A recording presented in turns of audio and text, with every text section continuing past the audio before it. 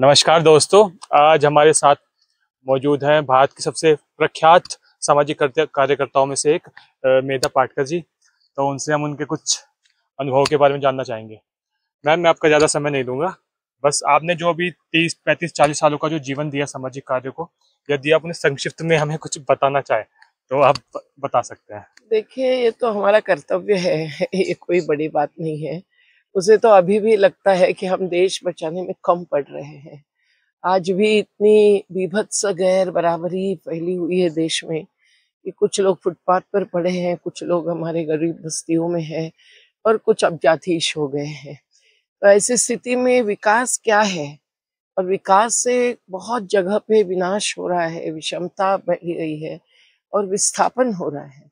ये हिमाचल प्रदेश में आज मैं हूँ, जहाँ संविधान के आधार पर, जनतंत्र के आधार पर विकास कैसा होना चाहिए, इसके बारे में युवाओं को प्रेरणा देने वाली ये संभावना संस्था है।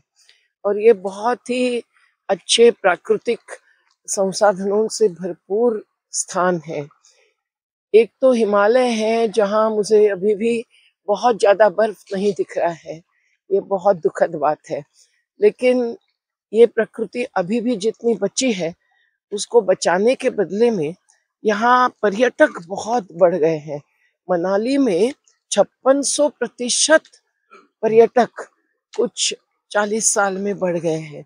और उसके सबके कारण भूमि का उपयोग बदलता है और उससे जो आघात होता है प्रकृति पर, उसका नतीजा है भूस्खलन में, उसका नतीजा है कार्बन एमिशन में, और फिर क्लाउड बर्स्ट, ढकफुटी होती है। तो इससे सैकड़ों लोगों की मौत हो चुकी है इस साल भी।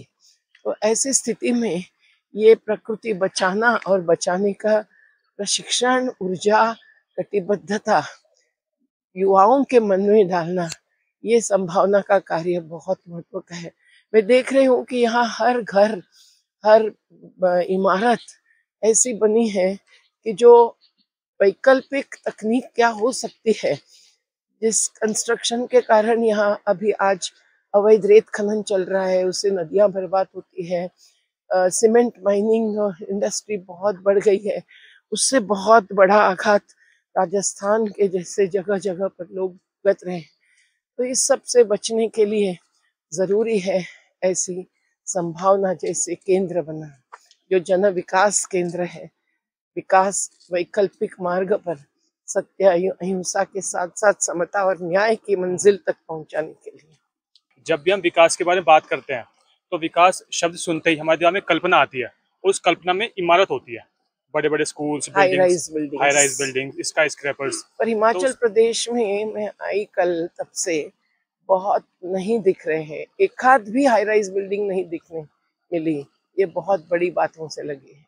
लेकिन मैम, अगर आप यहाँ भी देखेंगे, जैसा अभी आपने बताया, यहाँ पे टूरिज्म का इतना कमर्शलाइजेशन हो चुका है, जो आपने खुद बिल्कुल बताया आंकड़ों बिल्कुल से, बिल्कुल। वो भी एक तरीके से उसी दिशा में हमें मतलब लेके जा रहा है। नदियों के किनारे भी कब्जे में ले रहे हैं बड़े बड़े पूंजीपति, जिनको पर्यटन पर ध्यान देना है। पर वहाँ के लोगों पर उसका क्या असर होगा, नदी के जल पर क्या असर होगा, इसका बिल्कुल सोचते नहीं है। तो जल परिवहन भी उस प्रकार से बंद होना चाहिए। सुप्रीम कोर्ट के फैसले भी है, नर्मदा जैसे नदी में, जलाशय में, सरदार सरोवर के क्रूज नहीं चलना चाहिए, और फिर भी आगे बढ़ा रहे हैं। तो ये जो विकास की अवधारणा तय करने वाले ही अलग लोग हैं, सामान्य जिनको कहते हैं, उनकी इतिहास से बनी हुई दृष्टि, नजरिया, ये असामान्य माना जाना चाहिए। नहीं तो भविष्य बचना, अगली पीढ़ी के लिए कुछ जल, जंगल, जमीन बचाना, ये संभव ही नहीं होगा। तो शाश्वत विकास जिसको कहते हैं, वो करने के लिए जरूरी है हमको कि हमारी जीवन प्रणाली भी बदल जाए और अर्थ प्रणाली भी बदल जाए। और हम अंतिम सवाल, जो हमारे साथी, युवा साथी जो देख रहे हैं, जो सामाजिक क्षेत्र में कार्य करना चाहते हैं, उन्हें यदि आप कुछ कहना चाहें कि किस तरीके से अपना रास्ता निर्मित कर सकते हैं।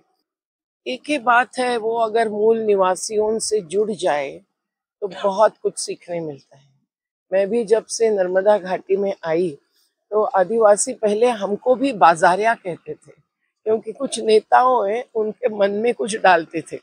लेकिन जैसा कि रिश्ता बना, उनकी भाषा भी मैंने सीख ली।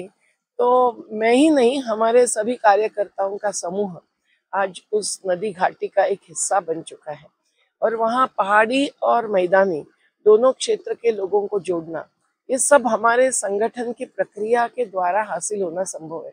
तो हर युवा ने अपना मार्ग खुद ढूंढना चाहिए। जिस भी क्षेत्र में काम करने की इच्छा है, शिक्षा के हो, स्वास्थ्य के हो, आवास अधिकार के हो, शहरी गरीबों के साथ हो या आदिवासियों के साथ हो, पर वहाँ महिलाओं को आगे करना चाहिए, युवाओं को आगे होना चाहिए। और इस प्रकार से एक जनशक्ति के आधार पर अगर करेंगे तो दलीय राजनीति में पड़ने की जरूरत भी नहीं है। कोई भी पार्टी सत्ता में हो, हम लोग सत्ता और जनता के बीच का संबंध ठीक करना, यही हमारा मकसद मानना चाहिए। और इसके लिए संविधान में बहुत कुछ आधार है, जैसे अनुच्छेद 243 है, 244 है, मार्गदर्शक सिद्धांतों में अनुच्छेद 39 है कि मुट्ठी भरों के हाथ में संपत्ति केंद्रित नहीं होना चाहिए।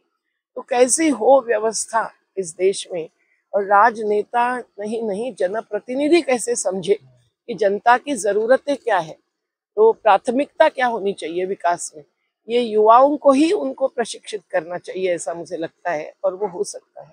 युवाएं अगर अपना करियर से करप्शन या कॉर्पोरेट जॉब्स इसी की तरफ नहीं देखेंगे, तो अपने करियर के साथ 1 साल उन्होंने किसी भी जन आंदोलन के साथ गुजरना चाहिए। उससे जो एक नजरिया बदलता है, ये मैं इंटर्न्स को लेकर भी देखती हूँ, वो बहुत जरूरी होता है। और उसके बाद अपना कोई भी कमाई का साधन सुरक्षित रखते हुए भी वो कुछ बदलाव के लिए, जो एक अहिंसक क्रांति कही जा सकती है, निश्चित अपना योगदान दे सकते हैं। Thank you ma'am. धन्यवाद। आशा करते हैं दोस्तों आपको इससे कुछ सीखने को मिलेगा, और मेरा सौभाग्य है कि मैं मैम के साथ एक छोटी सी वार्ता कर सका। तो मिलते हैं अगले एपिसोड में। Thank you very much. आपको भी धन्यवाद।